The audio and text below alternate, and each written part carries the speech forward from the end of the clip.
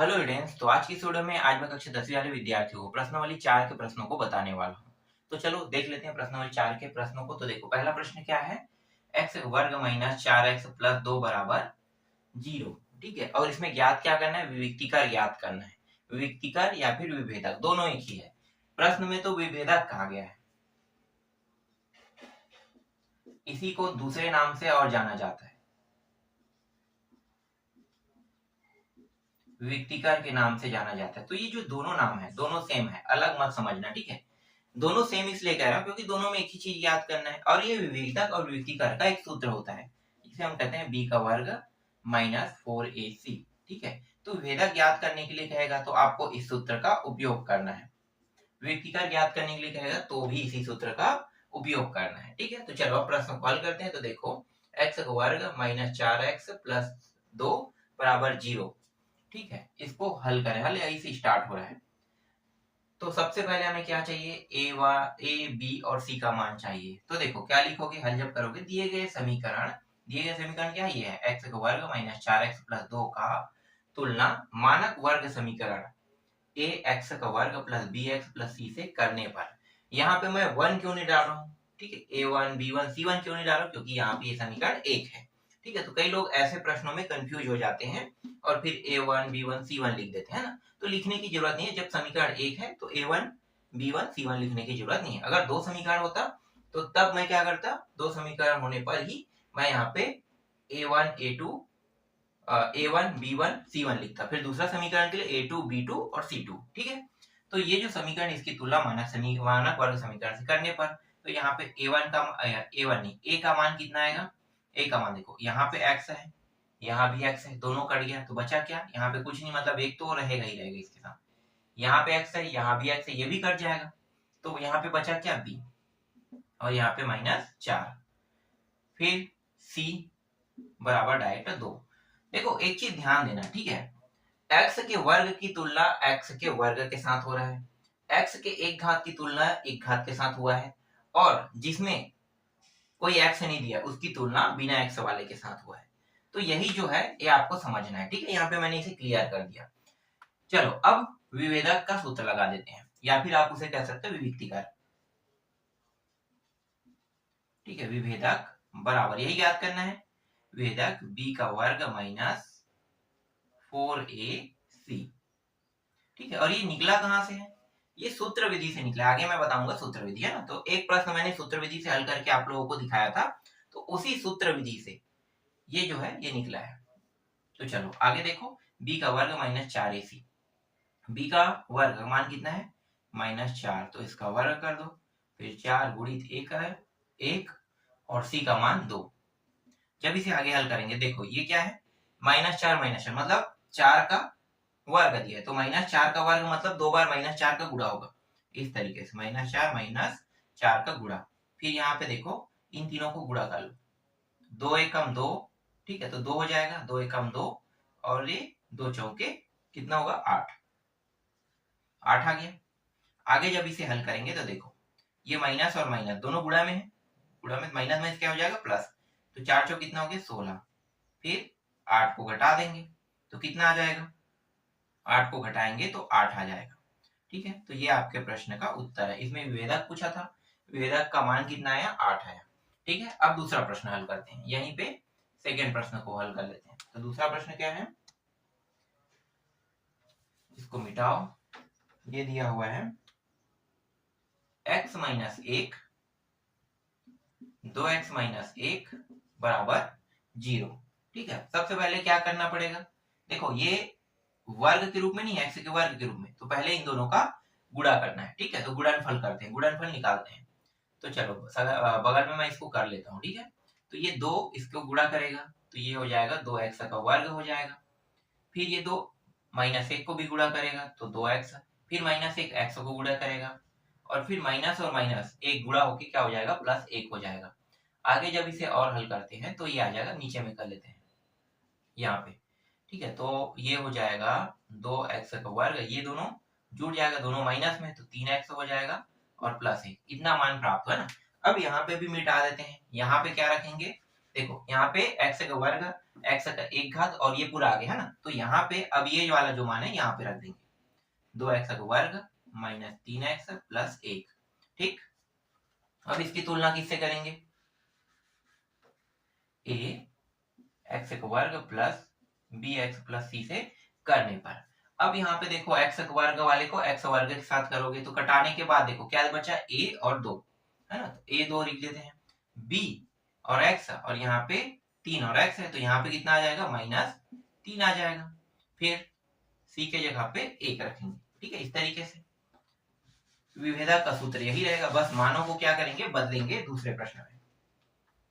तो मान को बदलते हैं, तो देखो b का वर्ग कितना है, -3, तो -3 का वर्ग, फिर 4 गुणित a की जगह में 2 गुणित 1, आगे हल करते हैं तो ये कितना हो जाएगा, -3 गुणित -3 कितना हो जाए। अब डायरेक्ट आपको आप डायरेक्ट यहाँ पे हल कर दें, तो -3 मतलब 3 तिया 9 और माइनस माइनस प्लस, तो डायरेक्ट 9 लिख देते हैं, 4 दूनी 8, और यहाँ पे देखो 4 दूनी 8 और 8 एकम 8, तो 8 ही आएगा है ना, तो यहाँ पे उत्तर आ रहा है 1 आ रहा है। ये रहा आपके सेकंड प्रश्न का उत्तर। ठीक है, अब तीसरा देख लेते हैं। तीसरा प्रश्न क्या है, तीसरा प्रश्न यहाँ ही पे लिख देता हूँ। ठीक है, इसमें भी जहां जहां बदलाव करना है सेम टू सेम तो सब रहेगा, बस बदलाव करने वाले मानों को मिटा देता हूँ। जहां पे बदलाव हमें करना है वहां पे रखना है, और ये भी मिटेगा। देखो ये है तीसरा प्रश्न आपका, 3x का वर्ग और यहाँ पे ये करनी में है, फिर प्लस 2 ये भी करनी में है, x और -2 करनी, 3 बराबर 0 दिया हुआ है। ठीक है, यही है, हाँ ठीक है यही है। अब देखो ये जो मान है यहाँ पे रखेंगे है ना, तो यहीं से मैं यहाँ पे रख दिया समझो, बस यहाँ पे इसको ऐसे कर देते हैं। ठीक है, ये रहा। अब क्या करेंगे, देखो यहाँ से ये रहा कट गया, यहाँ से ये और ये कट गया। अब शुरू वाला जो कटा है ए से कितना आ रहा है, करनी 3 आ रहा है। बी को देखो तो यहाँ पे 2 करनी 2 आ रहा है। सी को देखो तो ये आ रहा है -2 करनी 3 आ रहा है। अब मानो को यहाँ पे रखना है बस, तो बी के जगह पे ये वाला, तो 2 करनी 2, फिर 4 और इसका वर्ग है ना, 4 गुणित ए के जगह में करनी 3 और सी के जगह में -2 करनी 3। जब इसे आगे हल करेंगे तो देखो पहले तो 2 और 2 नंबर वाला है तो गुणा तो हो जाएगा, तो 2 दूनी कितना हो गया, 4 हो जाएगा। लेकिन करनी वाला करनी वाले के साथ गुणा होगा, तो देखो करनी का अगर भी 2 घात करते हैं इस तरीके से, तो इसका मतलब क्या है, करनी 2 गुणित करनी 2 होगा। अब इन दोनों को एक ही करनी के अंदर लिख दो, गुणा में है मतलब 2 गुणित 2।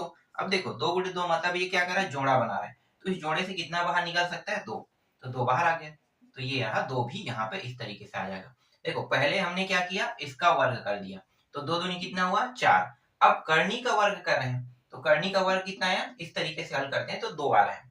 ठीक है, तो 4 पहले से आया और ये दोनों किसमें, गुणा में, देखो ना 2 करनी 2 है मतलब गुणा में है, तो जो 4 आया उसके साथ क्या करेंगे, करनी 2 के वर्ग का जो मान आ रहा है उसको गुणा कर देंगे, तो 2 आया इनका गुणा कर देंगे। ठीक, यहाँ भी देखो नंबर को पहले गुणा कर दो, नंबर है तो ये कितना हो जाएगा, 4 दूनी 8, और देखो ये माइनस है और ये माइनस माइनस क्या हो जाएगा, प्लस, तो प्लस कर दो, और ये हो गया 4 दूनी 8। फिर ये करनी गुणा हो जाएगा, सेम प्रक्रिया है।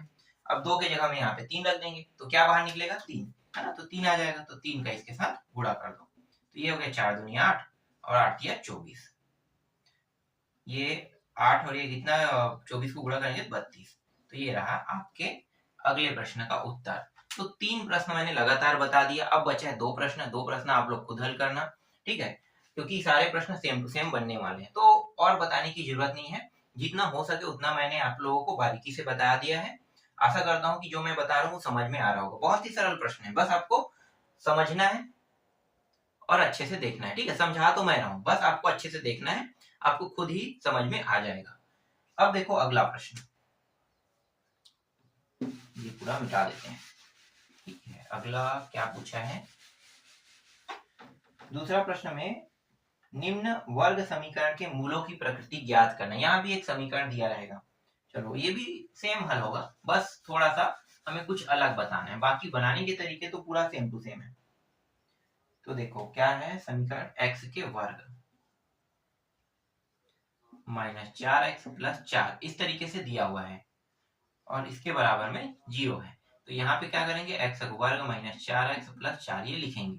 ठीक है, दिए गए समीकरण x वर्ग -4x + 4 की तुलना ये सेम माना समीकरण से करेंगे। ठीक है, तो ये और ये कट जाएगा वर्ग वाला, तो यहाँ पे कितना बचेगा 1।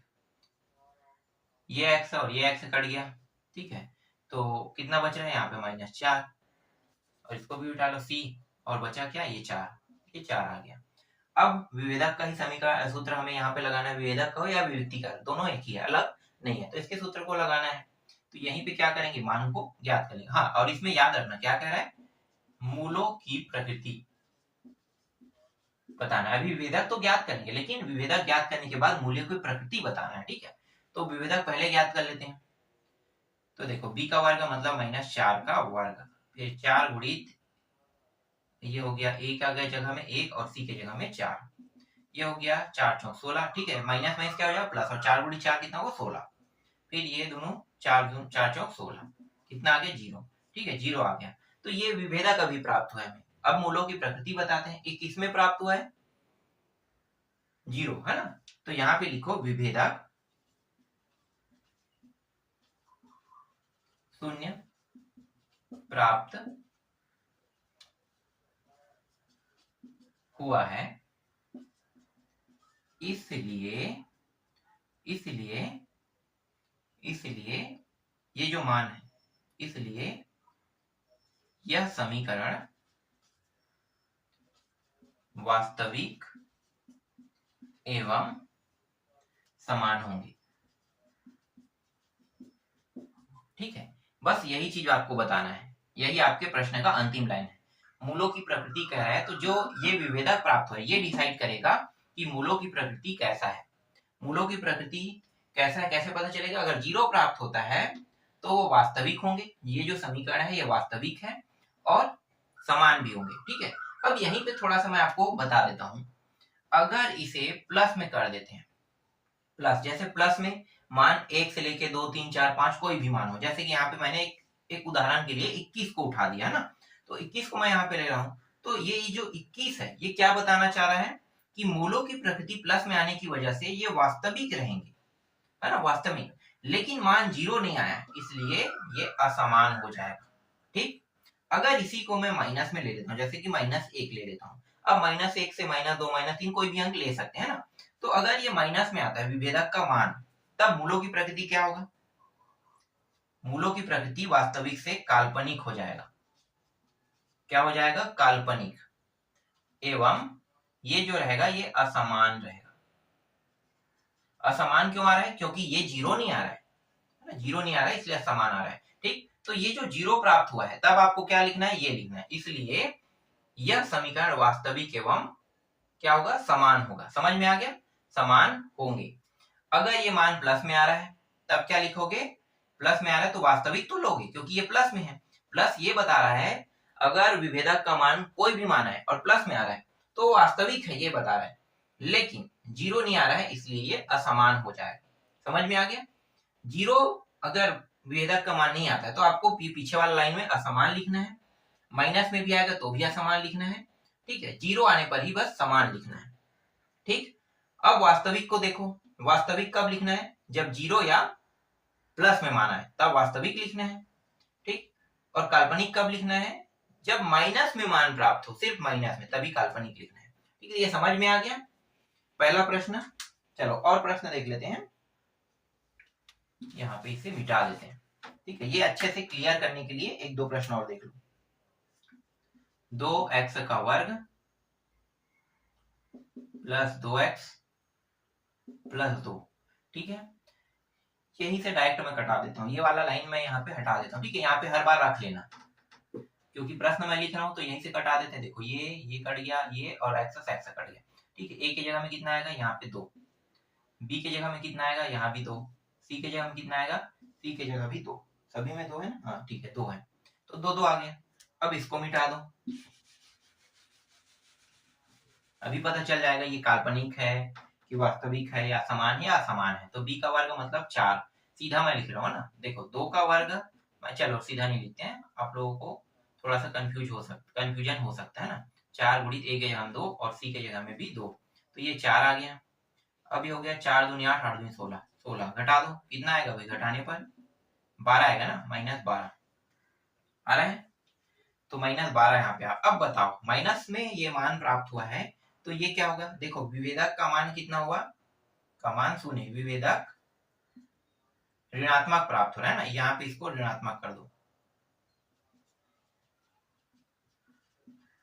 विभेदक ऋणात्मक प्राप्त हुआ है, इसलिए यह समीकरण क्या होगा, सीधा काल्पनिक एवं असमान को उठाना है। क्लियर, समझ में आ गया। अब मैं यहीं पे थोड़ा सा चेंज कर दूंगा। और प्रश्न है क्या? हाँ, प्रश्न तो बहुत सारे हैं सबको, चलो तीसरा देख लेते हैं।